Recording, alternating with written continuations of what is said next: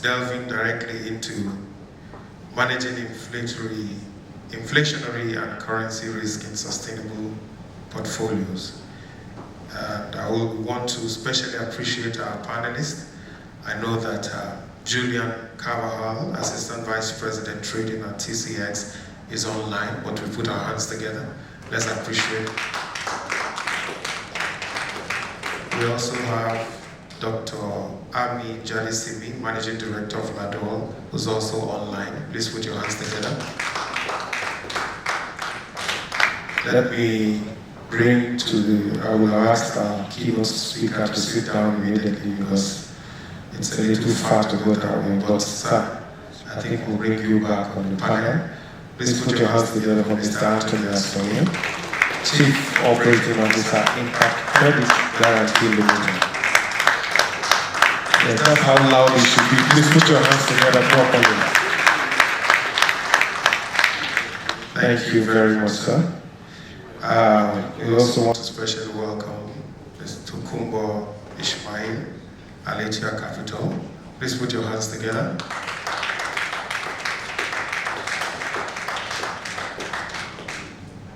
And traditionally, you will say that we do not go too much into the story about our moderators, but the moderator for this session is special. With over 15 years combined experience in management consulting with indigenous boutique firms and globally renowned practice, he has earned for himself the title Chartered Financial Analyst. He is, of course, the matchmaker at the Impact Investors Foundation, and he's here to help us moderate this panel. Let's welcome Mr. Emebinah. Please put your hands together for him. Matchmaker, Impact Investors Foundation. You will hear this name a lot today, so just remember it. Please clap again for him. Good morning, everyone. So we are welcome to this panel, and here we'll be discussing managing inflationary and currency risk for sustainable portfolios. I wouldn't want to go into introducing the panelists, but we have a very knowledgeable and vastly experienced panel to address this subject. To give a brief introduction of the context, according to the Global Impact Investing Network, in its 2022 market sizing report, the global impact investing market is valued at over $1.1 trillion. And this is a psychologically important milestone for the industry. Considering cross-country differences in inequality and human indices, we need to review how much this growth in impact assets has supported the attainment of the Sustainable Development Goals, particularly as it concerns Nigeria. The vast majority of impact assets under management is allocated by organizations headquartered in developed markets. This report cites the number at 92%, while organizations in emerging markets have only accounted for 8% of assets under management, impact assets under management.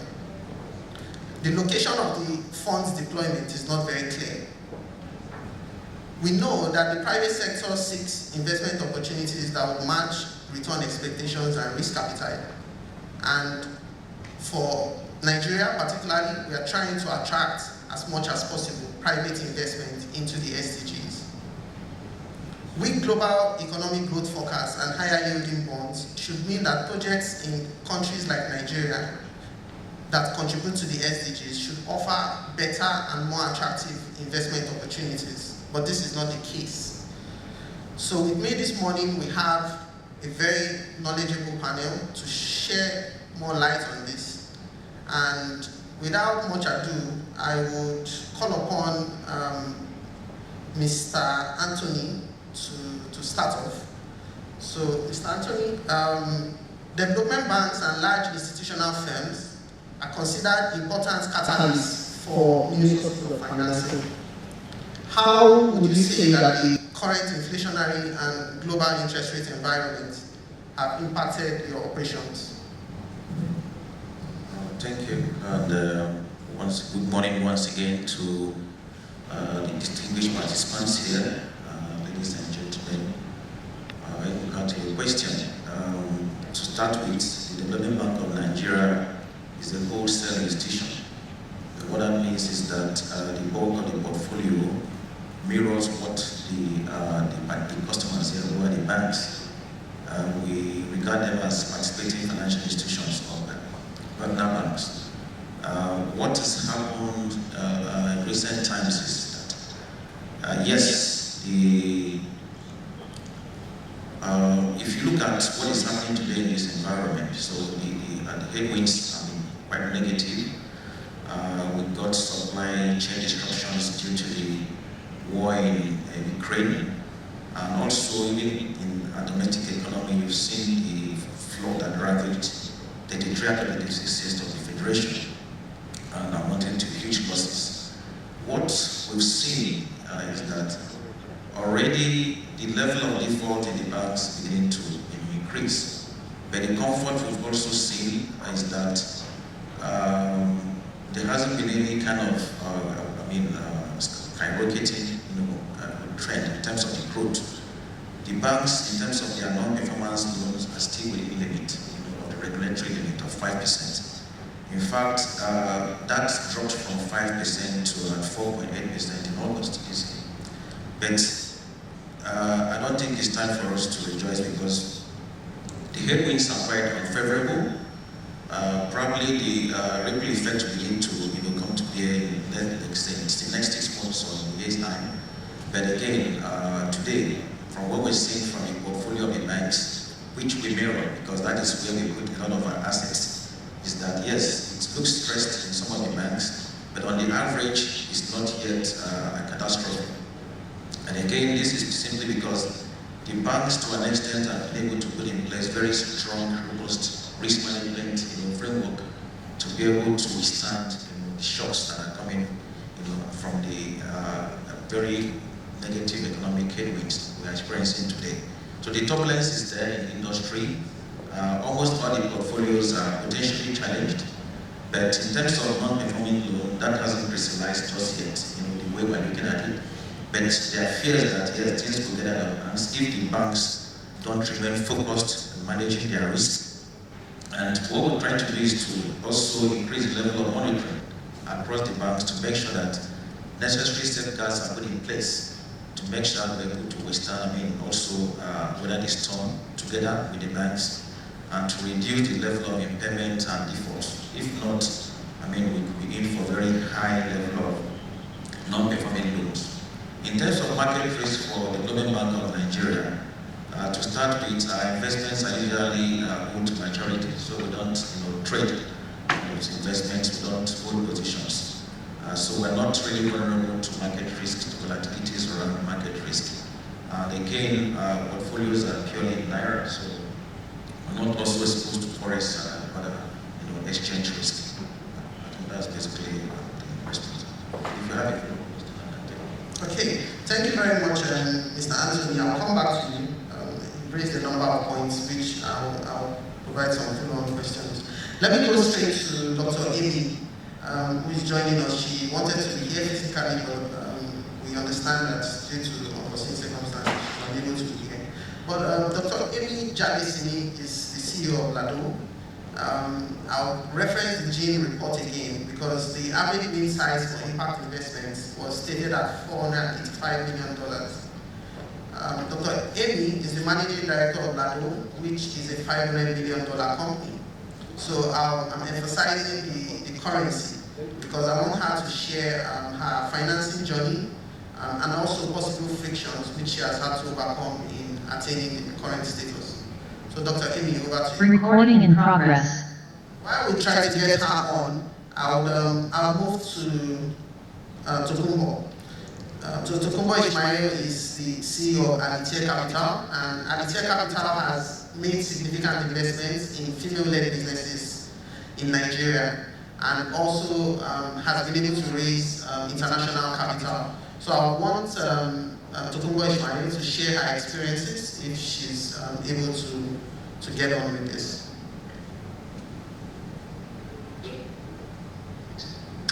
Yes, good morning, and it's a pleasure to be here. Can you hear me? Yes, we can hear you clearly. Can you hear me? We can hear you clearly, please.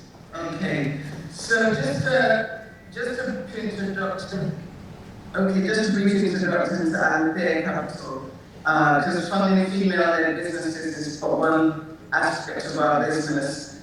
So 15 years ago, we started the first impact investment fund in Nigeria and indeed West Africa. The purpose that we believe that we could bring the rigor of traditional finance to investments alongside thoughts around how can you drive impact, social change, development, with considering environmental, social, and governance factors. And since then, we've invested in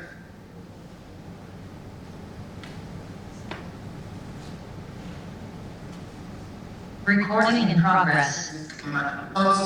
We started with the thought of how can we make investments that can drive for financial inclusion.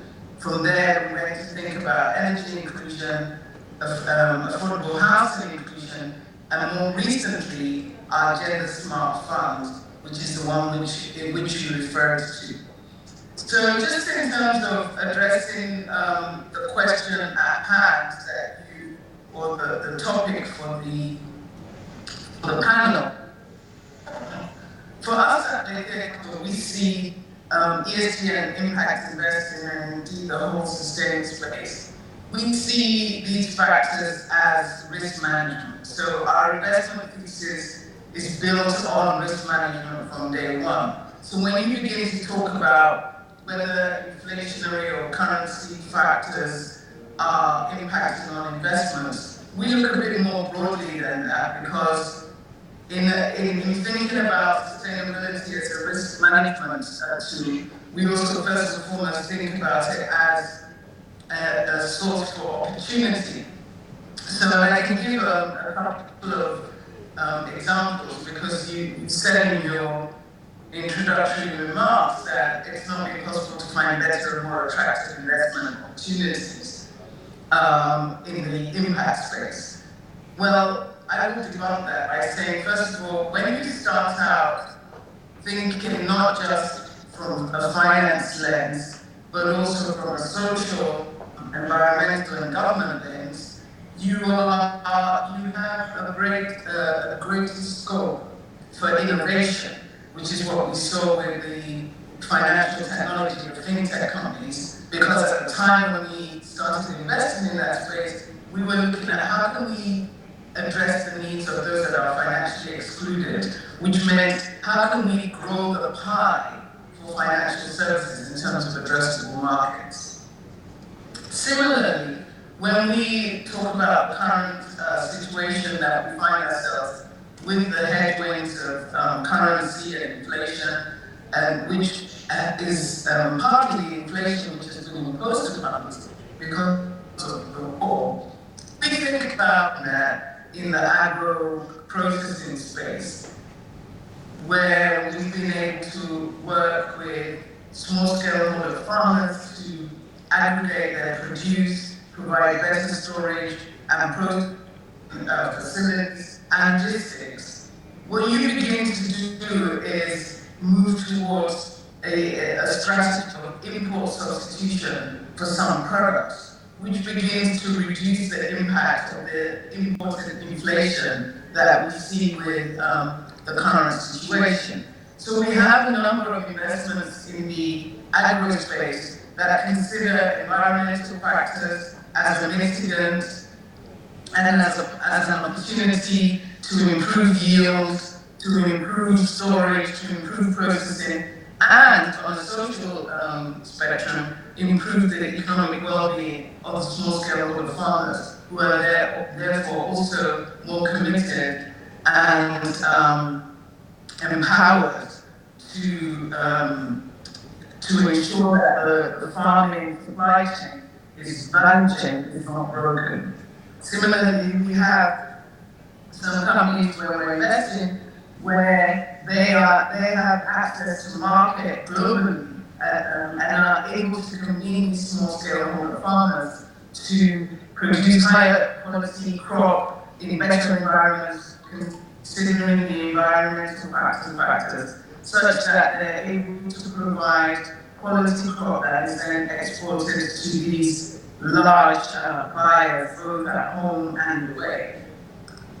Also, when we look at the currency headwinds, of course it impacts all of us, and it impacts on our portfolio because a number of our companies, obviously the cost of their input has gone up. And so what we do with respect to mitigation in that respect is thinking again more broadly about how can we grow the pie for these businesses such that their products and services are more accessible and affordable to everyday folk. I mentioned that with financial services, we do that with energy as well, and in the agro space, and with health tech and education.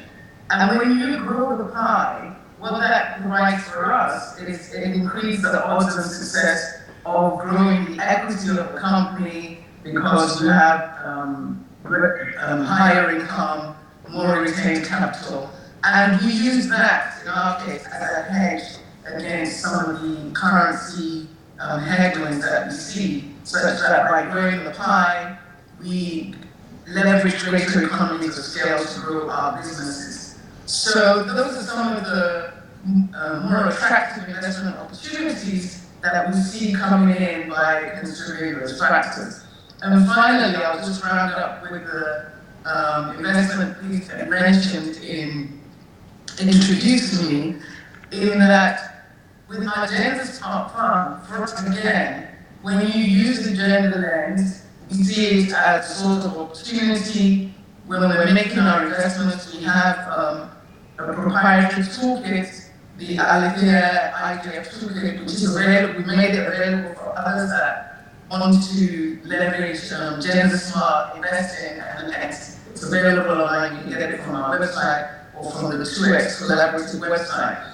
How can those factors serve as a source of opportunity by ensuring that there's diversity from the boardroom, from the ownership stakes of a company through to the factory floor or in the farm fields? How can we improve livability for everybody and therefore benefit from the dividends of diversity, which we explain as better decision making when you have more diversity within management and the boardroom and ownership, and greater corporate innovation, because when you think about the products and services, particularly essential products and services like health, education, finance, you can't be designing those products and services without having people on your team that have those diverse perspectives to better engage the consumers and better meet their needs. And then finally, for us, it's better corporate governance. We've seen the world over many times recently when you don't have diversity in the boardroom, you don't have diversity at the management level, you are setting yourself up for failure and you need to risk mitigation through better corporate governance. So I'll just end there, just as an introduction to Alithea Capital and the way that we use ESG and impact as a source of opportunity and risk management against many of the headwinds that we are experiencing today. Thank you very much, Tokunbo Ishmael. Very, very useful tidbits. Trying to get ESG alpha. So ESG is seen as a mitigant, and then also focus on import substitution. So let me go back to Dr. Amy. We want to hear her story, particularly how she's been able to grow her company to the current size. I hope she's online now. Yes, can you hear me?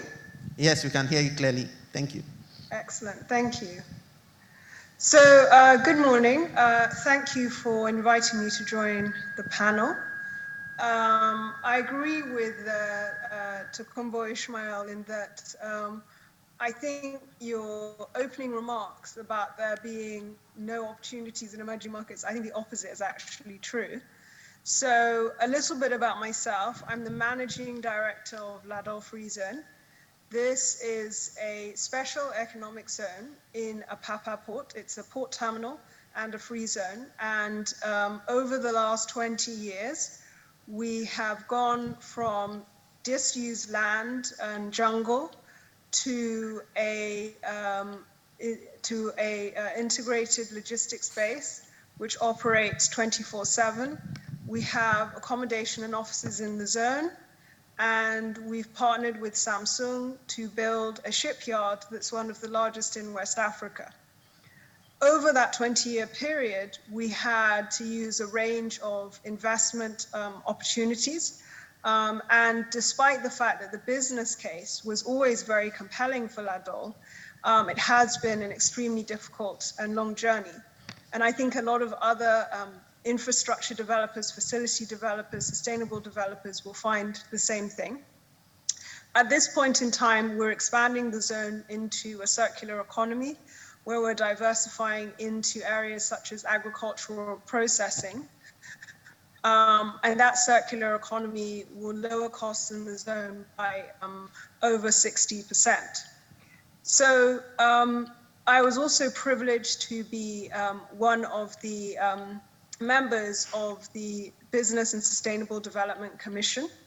And that commission spent 2 years looking at the business case for sustainability and identified in just 5 verticals, $12 trillion of opportunities for businesses that focus purely on sustainable business models. And most of those opportunities are in low-income, high-growth countries. The UNDP has recently introduced a map that you can go online and see. And that map covers it covers every continent. And within the mapping technology, you are able to identify opportunities for businesses that you could pursue within each of these countries across the world in purely sustainable areas where you're adding value to the market by pursuing a sustainable business model. So both in my professional life and through my work on the Commission and through working with UNDP, I can say for a fact that there are many very lucrative sustainable business opportunities. And I can also say that by pursuing sustainable business models, businesses will end up being more profitable and will be resilient enough to withstand the turbulence that we're only just beginning to experience. It's clear from everything that's going on in the world that turbulence has become the new norm. And to ride those waves, you need a business model that adds tremendous value. And this is aligned with sustainability, not just as a catchphrase, but in real terms, a business model that affects the lives of people in your community or in your marketing sphere of influence in a way that makes them feel good about using your product, but also improves their life in some way. And so relating that back to investing, I think a lot of the times when we talk about investing now, it's a bit of a misnomer. To me, true investing is when you take money and you put it into a business, a real business in the world that's adding value. And by adding value, that business will grow. Now, if you think about investing in these terms, the areas that you want to put your money are definitely low-income, high-growth countries where you can add more value and reap greater rewards from the growth, particularly if you invest in local content. So if you take a country like Nigeria, where there is an unprecedented mismatch between the size of the market and local capacity to service that market, the amount of value you can add by servicing the market through local manufacturing is really astronomical. So the opportunities are there, but unfortunately, increasingly what we see with money coming from the West is that the money, even when it's attached to the tagline ESG, is not actually going into investing. What's happening with a lot of this money is it's going into protecting their capital value. So to me, if you're putting your money into bonds or you're putting it even into the stock market in a portfolio across many stocks, what you're trying to do there is really protect the value of your asset. You're not going into investing into a business and creating value. You're just taking money and putting it into assets that you are hoping will protect the value of that money. And that's fine. And if you're coming from a wealthy country, it makes sense to do that. But bringing it back to Africa and Nigeria in particular, that the fact that most Western money is tied up in protected asset classes, and this also goes for when they put money into countries like Nigeria, they put money into Nigeria on a zero risk basis. So mostly it's debt. Mostly it's debt that's 200% secured. So this is not investing. This is not adding value. This is again, just securing your capital through different means. So when it comes to investing, we have to look for homegrown solutions. And we might be coming to this later, but LADOL was developed purely through local financing. We're now getting to the stage where we can attract international financing, but a lot of international financing offers aren't that attractive. And when you look at what's happening with currencies across the world, it's a reminder that particularly if you're building infrastructure or if you're doing sustainable investing, and sustainable investing requires a medium to long-term outlook, then it might be better to use local currencies and invest in the local market and add value through businesses in the local market. So overall, I think the takeaway is the most profitable investment strategy you can have is to focus on sustainable companies. In order to invest in sustainable companies, it's important to localize your investment and to look at how you can, as a foreigner, if you're looking at investing locally, partner with or invest in strong local businesses, and you can rely on things like local currency to ensure that you and the business that you're invested in are protected from the inevitable turbulence that we will probably be experiencing for the next few years. Thank you. Okay. Thank you very much, Dr. Amy. Very good context. Obviously, we have very attractive investing opportunities in frontier markets like Nigeria. Dr. Amaraku mentioned the SDG financing gap for Nigeria, about $10 billion annually. So we continue to seek more funding. We need more money. So I'll go over to Julian now, Julian Carvajal. Julian should be able to tell us more about why or how we can, enable more foreign direct investments rather than foreign portfolio investment, as Dr. Amy mentioned.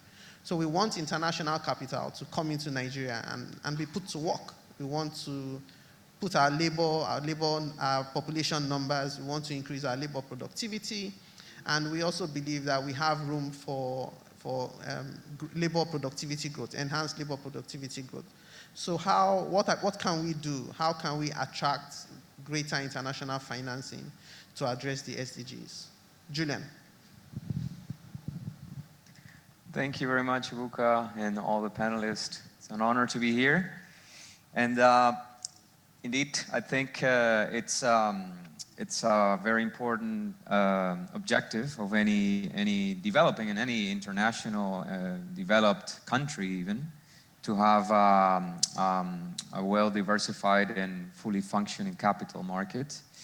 And let me step back 1 second, explain what TCX does. And TCX is an initiative of World Development Banks that was born out of this precise issue, which is capital markets in developing economies are relatively small compared to the amount of capital that they need. Hence, also often there is current account deficits and fiscal deficits in these countries, which creates the need to for foreign investors or banks, funding providers to fill in this gap. International development banks, like the World Bank, like the African Development Bank, they mostly provide their loans in hard currency to these developing economies. Now, even though these countries need the hard currency and the financing, this comes at a cost of exposing the country to FX volatility. What happens is that usually the projects that are being financed locally have revenues in local currency. However, they are engaging, or historically, they have been engaging in hard currency liabilities. So this currency mismatch was an issue that was not being able to be solved. And that's why TCX was born. So in market like Nigeria, Sierra Leone, Uganda, you don't have as many international banks present offering currency hedging opportunities. They start appearing and they start developing slowly these markets, but in 2007 when the fund was created, let's say that a lot of these markets were still in an embryonic stage. So the idea of TCX was to warehouse currency risk, and in a classic transaction, the International Development Bank gives a loan, for example, to Nigeria, foreign loan denominated in dollars, and then TCX does a cross-currency swap in order to swap this liability in dollars into a local currency liability. We are in Amsterdam, we're based in Amsterdam, and all of our derivatives are offshore, meaning that because of these countries also there's a lot of capital. We don't have any local bank accounts to receive, for example, Naira into our balance sheet. So these currency derivatives are net settled in US dollars, but the liability is denominated in local currency. So this means that we take the currency risk responsibility of management out of the DFI, the Development Finance Institution, the local development bank, and out of the borrower in Nigeria, this example, and we keep it in our books. We do the same in countries all around the world, in Asia, Latin America, Africa, the Eastern European region as well, and then we diversify this exposure. So we have been provided capital by these developing finance institutions globally to hold a cushion that serves let's say, to serve as a security net for the depreciation of these currencies. So when these currencies depreciate, the Nigerian Naira, for example, we lose. But that's okay, that's what we were constituted to do. In a way, what we do is work as an insurance company. We expect not all of the currencies globally to depreciate exactly at the same time, exactly by the same magnitude. And then we are equipped to absorb this local currency FX exposure. We are not a bank. First of all, we are non-profits. Our targets are not set to make the most money possible. We basically price for the risk that we see in the potential depreciation of a currency, and then we keep the open FX exposure in our books. Usually what banks do when they start appearing in these markets is in the short term, start intermediating. So they buy and sell risk at the same time. At the end of the day, they end up with zero net exposure to the currency. Our job is different. Our job is to actually keep the local currency exposure, and because there is no one willing to really buy it at the moment. This is the role that TCX has played since 2007, de-risking currency exposure from developing countries, and then also another one of our objectives is to promote the development of the local currency market, because by building a cross-currency yield curve, as we call it, by providing prices for these currency hedges, we also promote the appearance of other actors that will start doing the same. And this will, the appearance of a cross-currency FX hedging market will provide assurance to international investors to put more money, to deploy more money into projects that have so much potential, as we have talked about, into these into developing markets. I'll stop at that and then maybe come back to some of the other topics. Okay, thank you very much, Julian. So we know that there's an insurance company that can actually offtake some of the currency risk, but of course largely at the development sovereign finance level. But I'll come back to Mr. Anthony.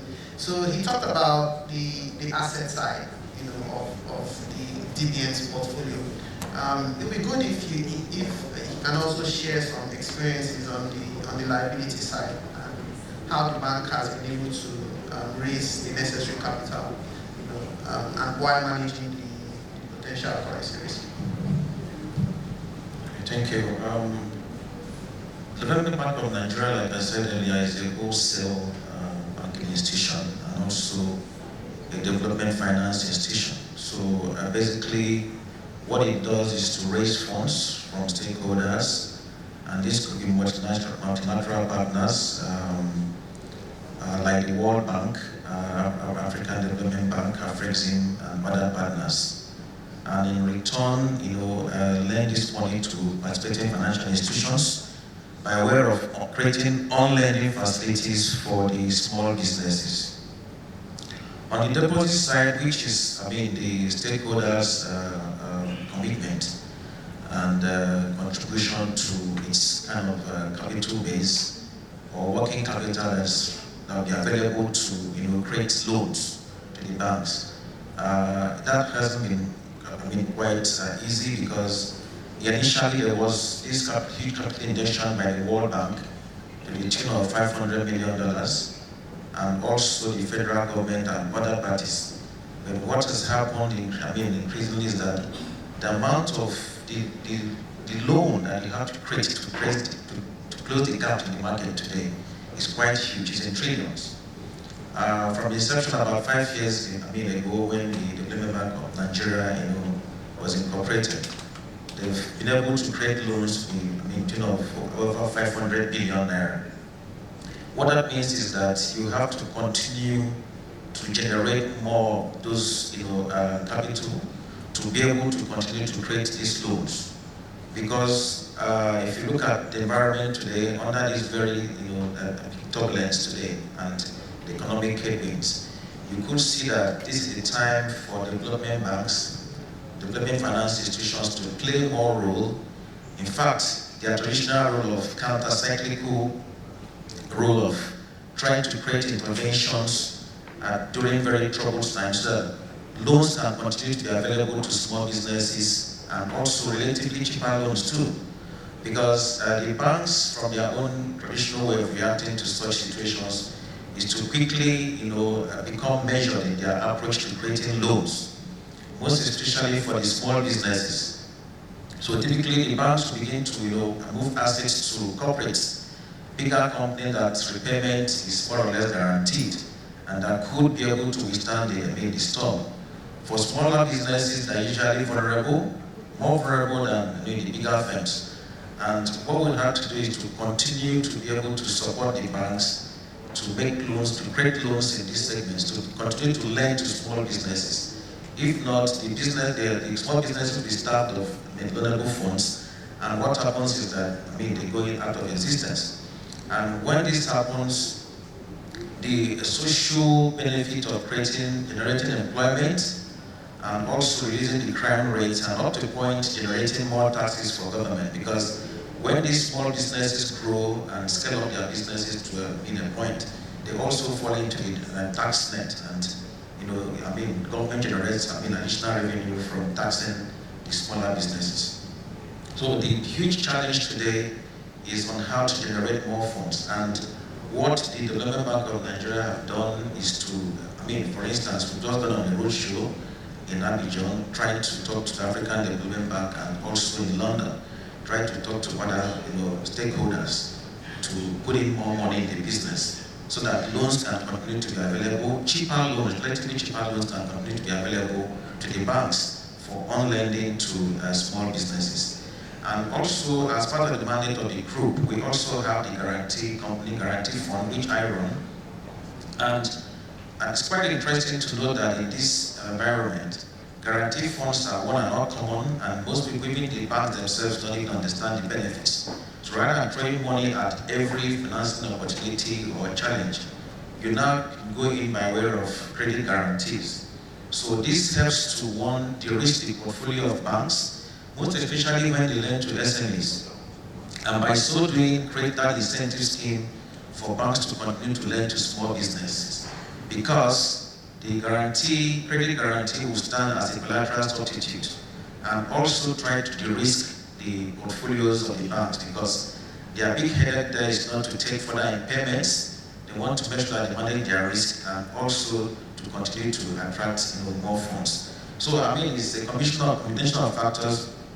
But for the institution, the Development Bank of Nigeria, the big issue on the liability side is how to generate more capital to support the banks in their lending activities, most especially to targeted segments like the small businesses, MSMEs, and also for some segments like agriculture, like education, health, and other focus segments. Okay, thank you very much, Mr. Anthony. I think you've hit the nail on the head, which is the need for greater investment. There remains a very significant funding gap, and we're happy to get money from as many sources as possible. Let me go over to Tokunbo once more. Of course, we have identified that there are more attractive investment opportunities in frontier markets like Nigeria, but of course we recognize that there's some turbulence and headwinds, largely from local currency volatility and some level of market failures. But Tokunbo, could you talk about, or could you shed more light on your financing journey, once more on your liability side, in terms of how you've been able to raise necessary financing to advance the course of the business? Yeah, sure. So really, when we started Alithea Capital, like I said, 15 years ago, raising funding locally was not an option because the local funding is short-termist in view, very patient, and not friendly towards small and growing businesses. The patience just is lacking, and the terms are onerous, and the perception of investing equity in such businesses is seen as more risk than the investors at the time certainly were prepared to place. Time has shown that actually investments in businesses that we deemed as sustainable, that were meeting the needs of the broader population, whether that's in fintech, whether that's in smart energy, whether that's in food security opportunities, time has shown that these businesses can grow and can grow well with the right capital plus business support. Capital alone is done, but when you put business support, mentorship, and other frameworks and access to network and talent around it, then you make for better propositions. But nonetheless, when we started fundraising, these were the investor universe, local investor universe, was blind to this, and private equity was seen as very innovative, risky, and not something that people were familiar with.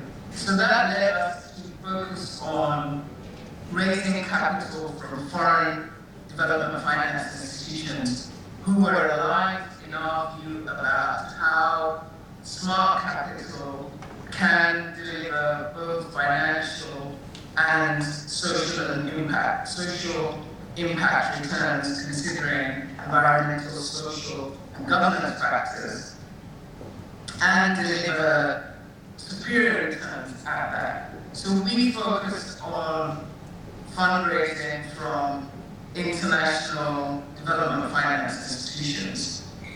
More recently, with the stories, good news, track record, our track record, and what people have seen in the marketplace, we have been able to attract domestic capital. We have now on the continent, we have 4 African investors, African headquartered investors.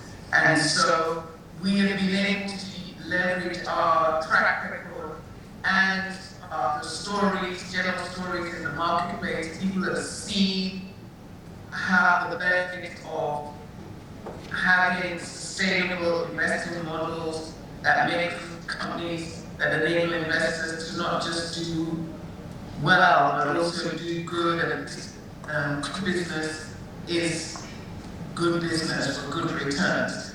And so that's how we've been able to also bring along a broader set of investors.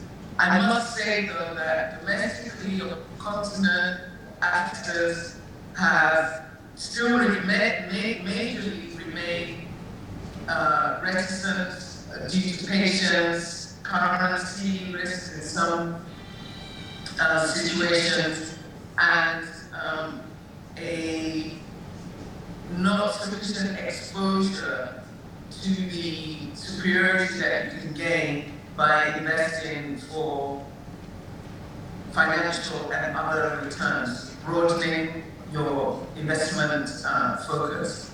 So, as part of my role in a number of international organizations like the African Venture Capital and the Private Equity Association, I've been able to lead a number of educational circles for asset allocators, asset owners domestically, and that journey still continues. But unless we're able to break down that wall and perception of lack of opportunity and tell our stories about the opportunities and the returns we need to get, and change the mindset away from just armchair investing in treasury bonds or what have you, we will still be having these conversations 5 years from now. And it's not just about the banks coming to the table, because a number of these innovative companies, smaller businesses, don't have the capacity yet to service debts. And so you need instruments that can provide that window for them to grow and reach that positive state where they can have the capacity. But then again, that requires patience and risk capital. And if you look at all the developed economies of the world, then innovative businesses, and indeed the businesses that are now large, did not grow by starting out with saddled by debt. They grew by commitment from investors that could see the future, could see the opportunity, and commit patiently for those businesses to get to the right level before they money out of those businesses. And that's what we need to see, that sea change we need to see happen. US, Germany, the UK, other G7 countries, they all started by having pots of money, deliberate and intentional, that could invest in businesses that can grow the economy sustainably and provide inclusive prosperity for everyday folk. Thank you very much, Tokunbo. That's very, very clear message to the asset owners, the owners of capital. We need more patient capital. We need more long-term capital. And we need more of equity ownership rather than just short-term debt. So I'll go to Dr. Amy. I would want her to I mean, she mentioned a very vital point around most of the foreign inflows being FPIs rather than FDIs. So what other than that, or to achieve that, what would she like to see? What are the changes? What are the necessary changes she would like to see from international capital providers? Thank you. So I echo a lot of what Tokunbo has said. She gave a very realistic overview of the market, but I would say that we now have more people. I wouldn't say enough or even many, but we have several upcoming leaders in the finance area, such as Tokunbo and others on this panel, who understand the need for real investment to happen. So what we need is a different kind of leadership on the investment side, a different kind of leadership on the banking side. This issue is not going to be solved through foreign investment. It's just not going to happen. Now, if you look at the example of China, yes, China was flooded with FDI, but it took them 2 decades of homegrown development and homegrown demonstration of the huge value proposition that would come to companies once they invested in China before that FDI started flowing. So that homegrown effort needs to start. I think the private sector, the real private sector, so companies that are adding value and building real businesses, have done a good job of seeding the market with opportunities and have done a good job of demonstrating how much value you can get if you invest in real businesses in Nigeria. I don't think the banking sector has done nearly enough. I think that the banking sector will either be forced to or come to the realization through new leaders coming up in the sector that in order to grow their own businesses, they need to invest in growing businesses through a range of instruments, and they need to put their capital to work to grow industry in Nigeria. And that the way to do that is through focusing on sustainability, because you need a lens. If you look at what happened in America and Europe and what continues to happen, this isn't a historical fact. You look at a company like Tesla, that's a prime example of the US investing in innovation in modern times. But you can go back to when the railways were developed in the US. That is an example of huge, essentially, equity risk being taken that involved the banking sector creating new banking instruments. So the banking sector sat down and they said, well, we need to build a railway. How are we going to fund it?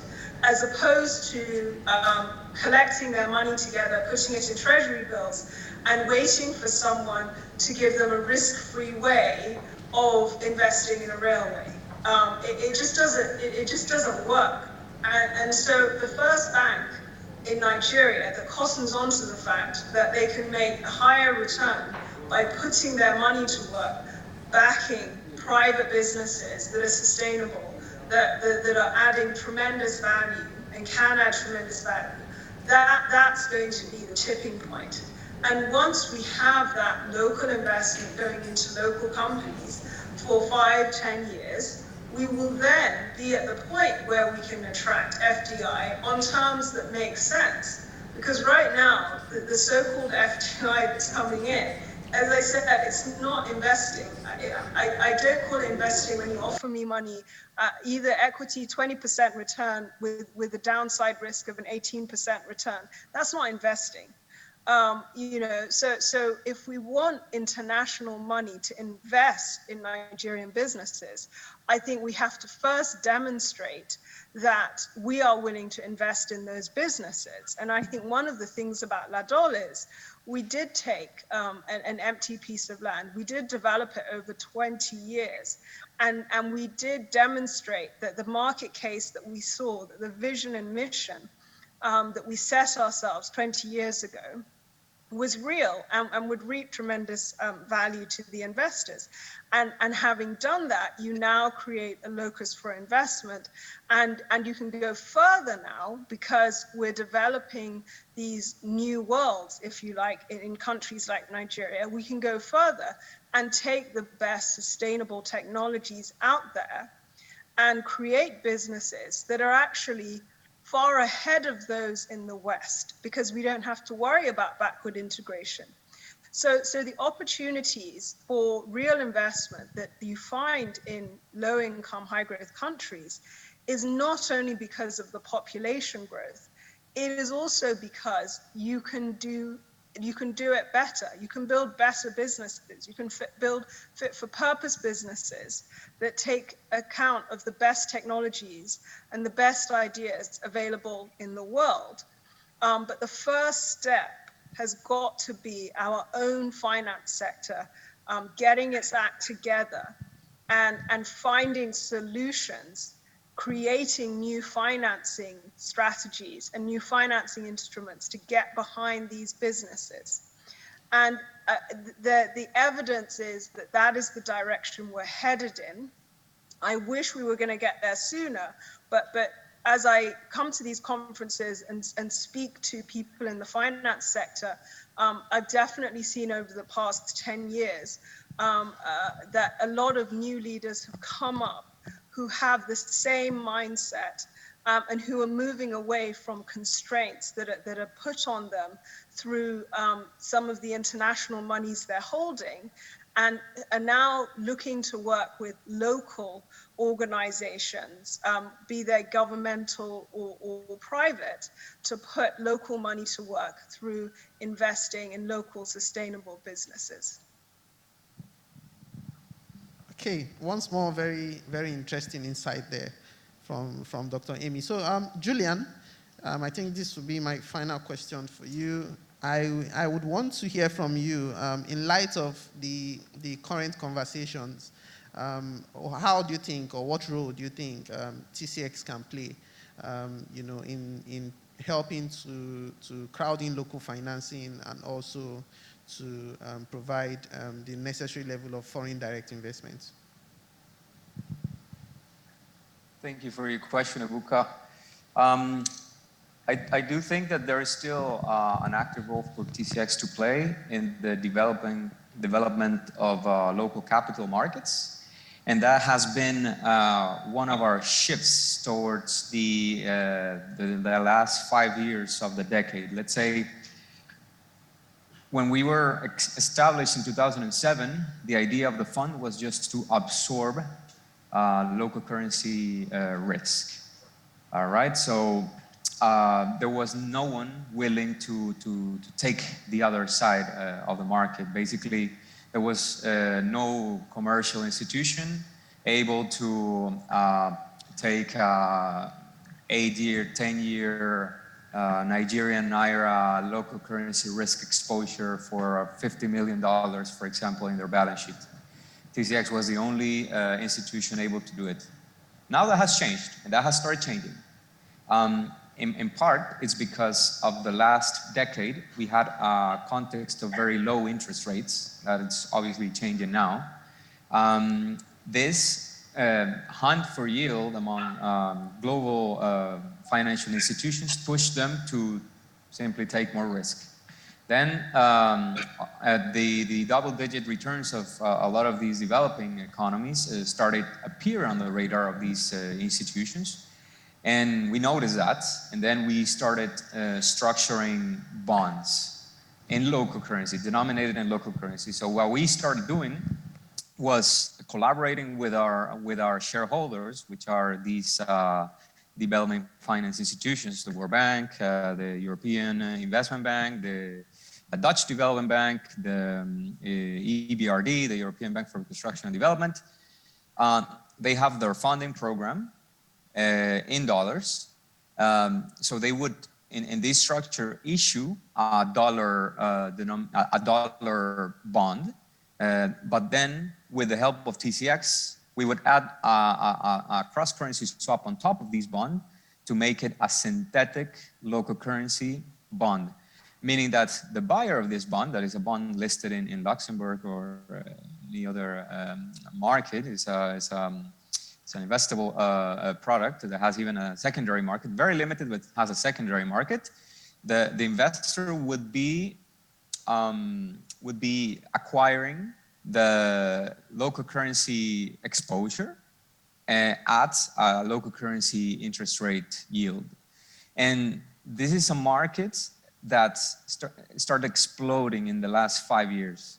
And as we appeared, also other actors started appearing, and this has generated more, let's say, incentives for financial institutions to enter into these markets. And then also we have seen that now other banks are doing it on their own. So the role that TCX played there was to be the one, let's say, pioneering into these structures. And then as the market develops, it starts replicating the same structure, and then more capital eventually is able to reach these countries and these economies.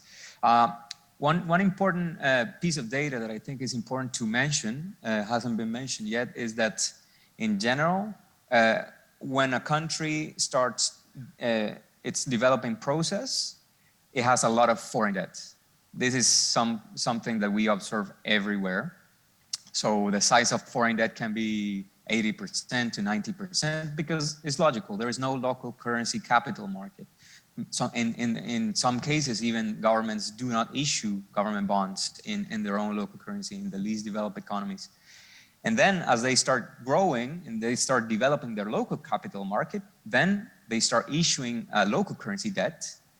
And as these FX markets start appearing, hedging markets start appearing, then more local currency and more debt is denominated in local currency. So the breakdown between debt, external debt denominated in foreign currency and local currency debt starts shifting. At the beginning, more external debt, and then it transforms into more local currency debt. This is something that happens almost everywhere. And we believe that still TCX has also a role into transitioning into this world where the country in general has a bigger share of local currency debt.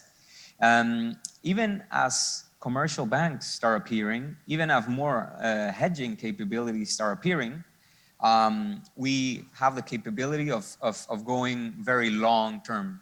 So we can do hedges, currency hedges for 5 years, 10 years, 20 years. We have provided currency hedges for sustainable housing projects in Zambia, for instance, that were close to 15 years. We can take this risk because we're built for it. And it's in our mandate, and that's why we do think that there is still more role for TCX to help develop these markets. Thank you very much, Julian. I think you provided a lot more context. The Nigerian market is quite developed. I wouldn't call it a less developed market. We've moved beyond issuing, the DMO issues long-term euro bonds, foreign currency bonds. So we also have local financing instruments which are at least medium to long-term. But to take, at this point, we take questions from the audience. I won't be able to take too many, so just 3 questions. And I also understand there are some online questions. So we have one there.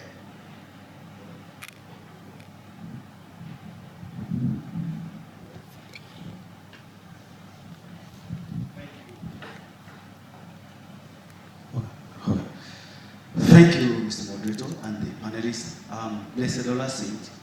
Okay, thank you. Blessed Dollar Saint from Empower Africa Project. Well, today I'm representing Osun State, and this is the reason I want to request, sincerely, because when we talk about international businesses, it's Lagos, and now we're talking about local businesses, still Lagos, and I don't have an issue about that, but it's a concern to me that when it gets to when we want to present paper, we talk about Nigerian 200 million population, but the project is being, everything that is coming, every effort of different organizations coming from outside, it's being this Lagos. And the numbers, the potential numbers are outside Lagos. So my request, please, I said this, I requested this last year. How? And another error is that depending on the politicians don't even know that this meeting exists. Some of the politicians there, the government, they're just there to make money and they're not really making the impact. So is there any way we can have a project that takes out from depending on the state governments, that private sector, that people like us, volunteers, can be able to manage and handle from all the foreign investment that is coming, all the support coming for local businesses, that we can be able to bring direct. We have solid visions, businesses in Osun State, for example, that I know, but they are lacking. So if at least if even little can be pushed to them and being monitored. For example, the GIS, I just want to mention that some of the programs, I said, look, you have the program in Lagos. Is there any way you can have this extension to Osun? But they will say that, oh, it's only for Lagos. So I want to request, and I'm actually appealing to everyone there. We are hearing noise, it's not about drinking money. We talk about agriculture. Lagos cannot do agriculture compared to Osun, but the money for agriculture is coming to Lagos. So there are opportunities. Me, I'm ready. I have so many people, we have youth in other states outside Lagos that are ready, but no effort is coming. Banks, commercial banks, only you send money to them. It's all about money. And the BOI, if you go to BOI, whatever they ask for, the Osun people don't have it, and it's taking 6 months. For example, you have the agriculture that you have to plant on in March and May, and they have to give you loan in November. That's why they don't get money back. So please, can we have a team that we consider, and we have a company that we consider states outside Lagos? I'll be ready to volunteer because there are opportunities there. For digital, for so many opportunities that I have seen as a person, but we need this support. Thank you. Okay, maybe we should take all the questions and then we get the response as well. Mr. Anthony, do you want to respond to that?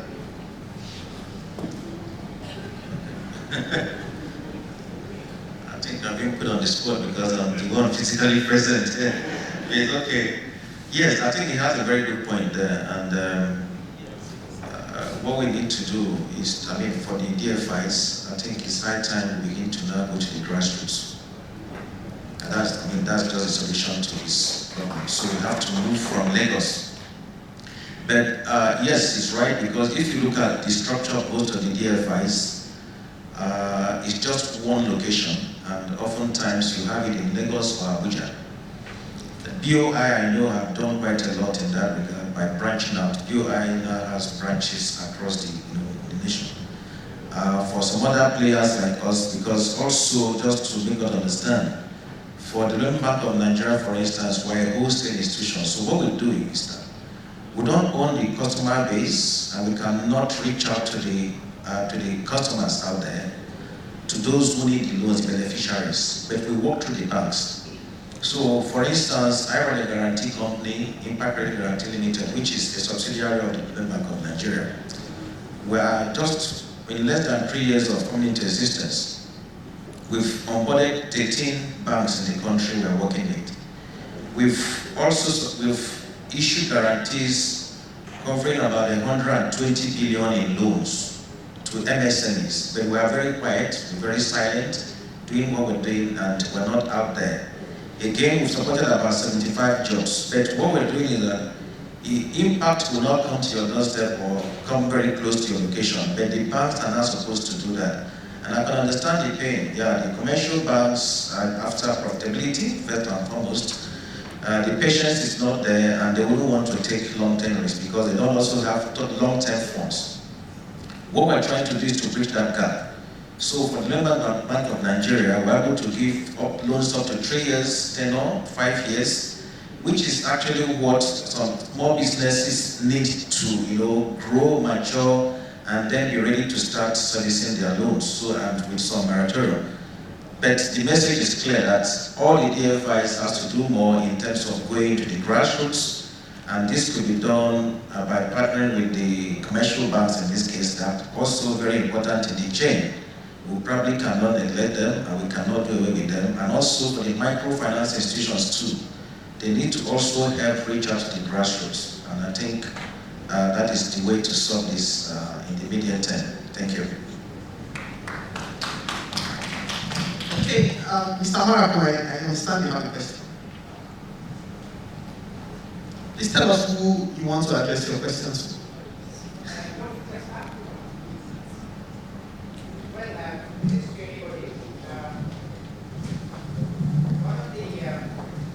Observations you here discuss is the access to foreign currency by investors. We recently had a discussion with foreign investors in a global meeting elsewhere, and one of the questions they raised is how can foreign investors access dollars? It has become a big problem. Now these huge gaps in the official rate and the black market rate could be symptoms of a bigger problem, right? My worry is that if, say for example, corrective action is not taken now, if you wait another 10 years or so, you might go in the wrong direction. Because say for example, in a country like mine, Sri Lanka, we had a very similar situation. We were about to achieve the SDGs, but then the country had continuously an overvalued exchange rate. Whenever the real reach, say for example, 20-30% higher than the base level, they internalize it, right? They change the base rate and bring it to 100. And it happened several times. So basically, when the exchange rate is 60-70% overvalued, you still see in the data, it is still close to 100, right? So what happens is these things encourage more imports, encourage debt, right? I don't know what the Nigeria's debt level is still manageable, but still, for what you have taken this debt. In the Sri Lankan case, we took debt, we borrowed for unproductive investment. In some cases, no return at all. So what happens is, you have to utilize the other resources to pay that back, and it affects the local market as well. I don't know, because I haven't seen a serious dialogue between the private sector or the CBN or the government in addressing, because it is not a CBN issue per se, because its policies are affected by what the government does. So I think it's we need a serious discussion on this. I was thinking yesterday, for example, if I didn't see any government official in the discussion, it is kind of something lacking, because we need to businesses as well. So my question to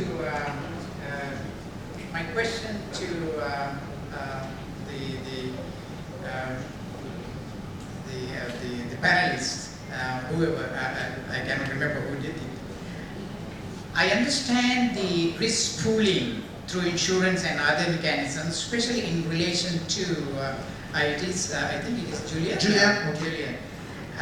Risk pooling, especially in relation to sovereign bonds and other big bonds. But what measures we have, especially if assuming the government or the CBN remains at its status quo and doesn't address head-on this particular issue, how the private sector can mitigate the risk and also accessing the foreign currencies. Thank you. Okay, Julian, so his question is, I think it's very clear. Nigeria has quite a gap between the official exchange rate and the black market exchange rate. So he's asking, what steps can the private sector take to address those gaps, particularly because it could be a symptom of a longer term problem? So Julian. Indeed, for your question. This is an issue that is present in all countries that have capital controls. As soon as you impose capital controls, meaning putting limits in the amount that you can take out of the country, the amount of dollars you can take out of the country, two separate markets appear. The black market rate that people can actually freely access, and the official exchange rate. This is a policy decision. And of course, the Central Bank of Nigeria takes this decision because they have a reason to do so. And that is, to control portfolio flows, right? Hot money coming out of the country in a particular moment when investor sentiment might change. We have, among our mandates as well, to do technical assistance, often to private sector investors and also to government institutions like central banks to promote the liberalization of FX markets. Unfortunately, this is not an easy task. It's not a simple solution, and it takes time. But I do think that it can be done with perseverance and then with making sure that the government agents and the technicians at the central bank understand the importance of having a free-flowing local currency and foreign exchange market in the country. Yes, there has to be the willingness to open up the market. However, what we have observed always is that, the role of the central bank is to contain inflation, right? You need price stability to guarantee growth in a country. And I think history has taught us that lesson. In developing countries in which bankerized people are generally less than in countries, let's say the most developed countries, the effect of monetary policy is, let's say, less than in these developed countries. That means that the increase by the Federal Reserve in the United States of 75 basis points in their monetary policy rate will have a larger effect, all else equal, than a 75 basis point increase in the monetary policy rate in Nigeria, because there is the transmission effect is less efficient. Then, one of the best ways, or what let's say the experience has taught central banks in least developed countries, is that inflation is also well controlled through FX, meaning that instead of focusing so much on the monetary policy rate, why not just focus on the FX rate? Because in the end, as I explained before, a lot of these countries also have current account deficits. They are importing more than they are exporting, or they're importing a lot of the products that they consume. Meaning that FX depreciation makes these products more expensive. So more expensive products leads to inflation. So in a way, keeping a very tightly controlled FX market for central banks is a tool to control inflation.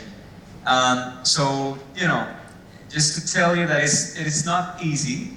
It's a transition that happens slowly, but definitely a key pillar is to make technicians and the government in general understand that a free capital market, a free exchange rate market is a key pillar to having more investment into the country. If you control the flows, potential flows out of the country, then international investors will be less willing to invest, simply as that. Because nobody wants to invest their money to know that, yeah, maybe one day when they want to take it out, well, they will not be able to. That is my opinion. But yeah, it's a very difficult topic, and yeah, it's up for debate. Okay, we don't have much time, but we have an online question, which I believe Tokunbo Ishmael wants to address, and then after that we take possibly just one more question here, and then we round up. So, Tokunbo, the question online says, how can small businesses access credit guarantee services to scale their operations? And this is from Ikechukwu Amadroyi. So, and I understand that Tokunbo wants to take that question. Hello? Hey, we can hear you. Hello, can you hear me? We can hear you clearly, please go ahead. Okay, I'm not taking that question. I am not taking that question. That is not the question that I'm responding to. Okay. We are equity investors. So my response is related to the earlier about agricultural opportunities outside of Lagos. My firm has invested in agricultural opportunities in Kaduna, in Osun State, in Abeokuta, and some other places. So we definitely do not just wait for opportunities to come to us in Lagos. We are proactive about going out to look for such opportunities. And when we talk about the kinds of instruments, again, for us, we provide equity, which is patient. So we are not a bank. We are a fund that provides patient capital. So my co-panelists from the development finance community in Nigeria, again,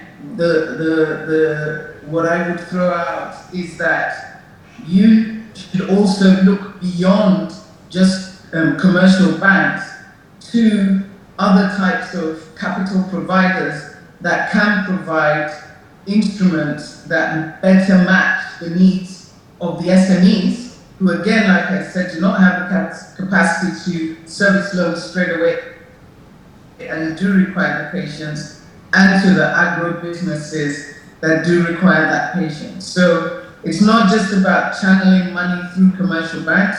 They play an important role, but that's not the only kind of instrument that you should put all your efforts. You shouldn't put all your eggs in one basket. Okay, so Mr. Anthony, do you have a response to small businesses accessing credit guarantee? Okay, thank you. Small businesses accessing credit guarantee, I think it should be the other way around. Credit guarantees are not meant for small businesses actually, though they benefit from it. Credit guarantee is an incentive scheme, an incentive that the DFIs usually create, and it's channeled towards getting the banks, the deposit money banks, the microfinance banks, to lend more to small businesses. So what happens is this in terms of operationalizing the concept. So, for instance, I run a credit guarantee company. So my customers are the banks, not the SMEs in this case. But I impact on the activities of the SMEs by creating that incentive to the banks. So what I do is simply to ask the banks to lend more to the MSMEs, and if there's a default, they can come to me to claim about 60% of the amount lent to the SMEs. So by so doing, they're kind of incentivized, they're motivated to lend more and commit more assets and resources in the SME space. SME lending is usually viewed as a high-risk lending segment.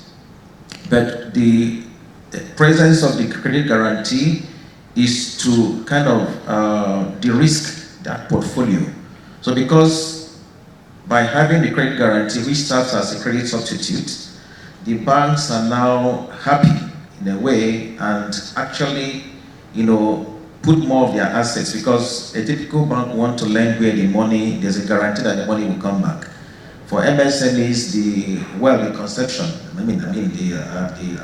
if you ask a typical banker, what he will tell you upfront is that SMEs are high risk. Even though within the MSME space, we've seen a lot of businesses that are well managed and have grown over time. And we also forget that given the big corporates we have today were once MSMEs, so we have to support them. So it is not a direct tool that is available to the MSME, but for the banks. So we create this guarantee, the incentive scheme to the banks. Once they latch onto it, they are able to lend more to the MSMEs. And by so doing, increasing access to funding for small businesses, they also help the small businesses to support, kind of job creation, as well as reduction in crime rate. So, and also the government benefits because, like I said earlier, when small businesses get to a certain, production scale, they also qualify to be taxed by the government, and that is more revenue for the country. So, in a nutshell, the credit guarantee is a tool, a risk, a shared risk incentive scheme for the banks to hold as comfort and lend more to small businesses. Thank you very much, Mr. Anthony. So I'll just take my last question, which has to be very direct and specific to a particular panelist. So,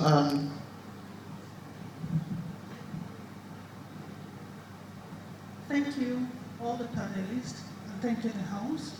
My question and answer is, if we talk about the forex, we should talk about how to generate it. And until we start to generate forex, we continue to have problems. So my solution is exportation, because that is how we will have enough in the house for everybody to have a share. And we'll be able to, when exporters were having challenges with the exchange rate, the open market, and the in market with the CBN, we kept having a dialogue with CBN. We kept having a dialogue with them until they created what we call I and E window, where the importer and exporter exchange hands. So we don't talk about the market rate. You exchange hands, and there is a way you get an incentive for selling your proceeds to an importer. I think we should have more dialogue in that area with the CBN. Thank you. Okay, my final comment on this is to, as a DFI, Development Finance Institution, I want to encourage all the practitioners, whether they are multinational, regional, and even national DFIs, to please, at this time, we've run into a very huge turbulence. We can see the headwinds. It's not looking favorable. The businesses are going to come increasingly under intense stress. Profitability will diminish. Businesses are going to be stressed out. And this is a time for us to, do more in terms of carrying on with our counter-cyclical roles of providing intervention and guided lending to specific segments, especially the focus segments like agri, health, education, and the rest of them, and to do more, and not just by throwing money at every issue that comes under financing. We can also exploit tools like debt, equity. We can also look at credit guarantees. So for me, an appeal for those of us who are in that line of business as DFIs, to please brace up to do more, for the Nigerian economy, because businesses are going to be under, so much stress based on what we're seeing, coming to us from the macros. Thank you. Thank you, Mr. Anthony. Let's take concluding comments and also responses to any of the thoughts which have come up in the course of the conversation. So I'll go to Tokunbo Ishmael.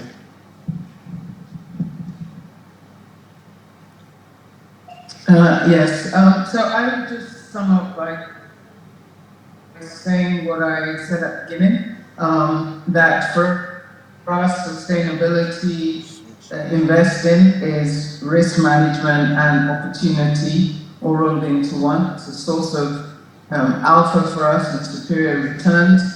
It enables us to consider environmental, social, and governance factors to build businesses that have broader market bases and are able to meet essential goods and services needs for everyday folk at affordable prices. And also our business strategy drives on mitigating food security challenges, taking care of the whole agro value chain for a source of opportunity in terms of import substitution, which means that all of our companies from day one are thinking about how they can export. And it's also a source of opportunity in terms of reducing reliance on goods being imported when we have the, we in Africa, we have the greatest landmass for farming. We have more than any other nation. We have a youth population. We can leverage the crisis as a source of opportunity for us to employ all our rich resources and our people to mitigate against these matters that we've been speaking about. We didn't touch upon climate action much today, but again, climate action is a source of opportunity for us, given our land mass, given what we're doing in the agro-processing space, given our opportunity as a continent, and indeed Nigeria playing a huge role on the continent, to leapfrog on clean energy and renewable solutions, the same way we leapfrogged with mobile technologies to drive on financial technology as a strategy for change across financial services, not just in Nigeria, but across the continent. We can do the same with renewable technologies and be pioneers in climate action for greater opportunities. And lastly, I'll say, given at Alithea Capital, our gender smart focus with our Gender Smart Fund, we believe that inclusive businesses that ensure diversity from boardroom to factory floor to the farm and lifting the boats for all will ensure that we can grow businesses that can provide superior return. And I leave you with one statistic that globally, women make purchasing decisions for over $15 trillion of products and services. I can't even think about what that means locally for us if we change it at whatever exchange rate we might want to. But needless to say, the opportunity is large when we are inclusive and we think about that chief decision maker, that chief purchaser, and create products and services, innovative products and services that meet the needs of everyday folk. Thank you. Thank you very much, Tokunbo. Very key insights there on ESG as a source of risk management and also an opportunity for alpha. So let's take the concluding comments from Dr. Ini.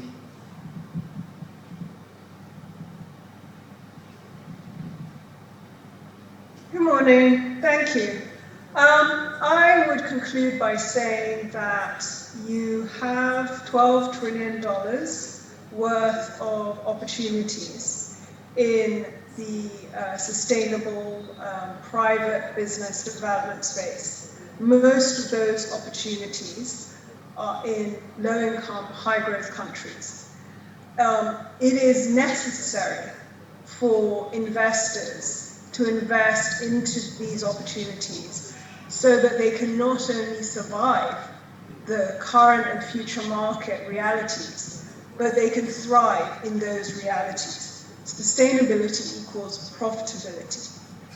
We need to focus as Nigerians on local investment into local businesses, create loci for investment that foreigners can then come into on a basis that makes sense to both sides.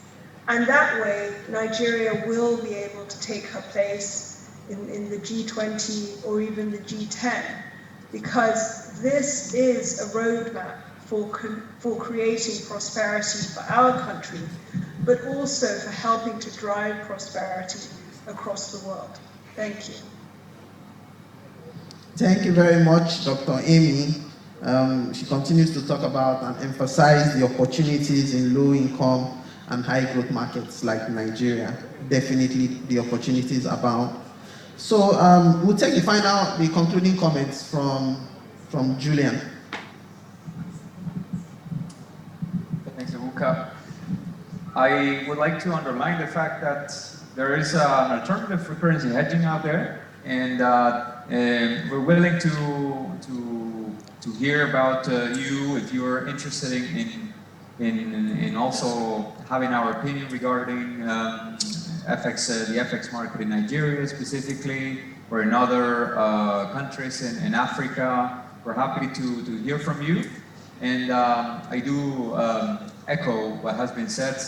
At TCX, we do think that Nigeria is very well positioned internationally and in the continent to really grow at a very fast pace in the next years. And yeah, it is very enriching and very exciting to hear all this energy regarding the opportunity. So yeah, thank you, and it was an honor to be part of this panel.